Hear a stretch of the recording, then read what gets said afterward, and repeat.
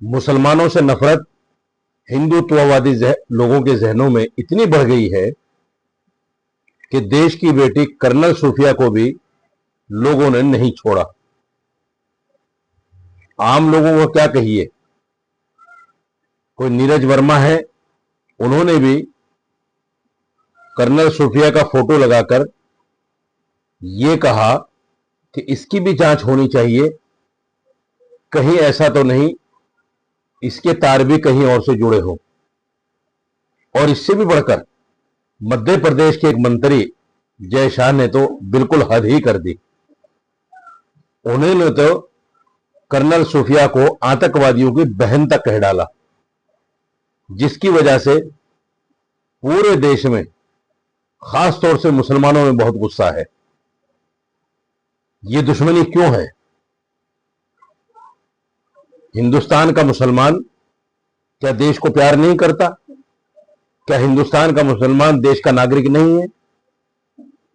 जब हम पाकिस्तान के खिलाफ लड़ने को तैयार हैं, बार बार हम इस बात को कह रहे हैं कि सरकार हमें इजाजत दे, हम पाकिस्तान के खिलाफ लड़ने को तैयार हैं, तो हमसे बार बार राष्ट्रवाद का सर्टिफिकेट क्यों मांगा जाता है?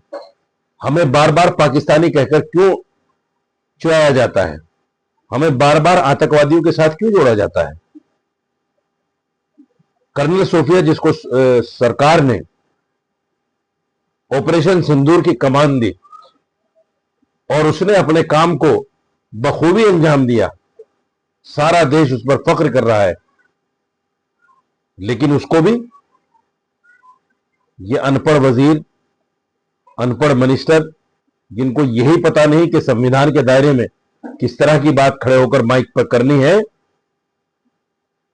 इन लोगों ने उसको भी दागदार करने की कोशिश की है। मैं मांग करता हूं कि ऐसे मिनिस्टर को, हाईकोर्ट ने भी कहा है कि इसके खिलाफ एफआईआर हो, सिर्फ एफआईआर नहीं बल्कि इसके तमाम ओहदों से इसको बर्खास्त किया जाए और इसको तत्काल प्रभाव से जेल में डाला जाए। यह बहुत बड़ा लांछन है देश की उस बेटी पर जिसने देश का सर गर्व से ऊंचा कर दिया। और सरकार को चाहिए, मैं बार बार कहता हूं, सरकार को चाहिए ऐसे नफरती चिंटुओं के खिलाफ कार्रवाई होनी चाहिए। जहां भी इस तरह की बात हो, मुसलमानों के खिलाफ जहां भी इस तरह के काम हो, मुसलमानों की दुकान तोड़ना, मुसलमानों को गोली मार देना, मुसलमानों को यह कहना कि इनके साथ लेन देन मत करो, ऐसे लोगों के खिलाफ कार्रवाई होनी चाहिए। नहीं तो यह नफरत की आग बढ़ती रहेगी।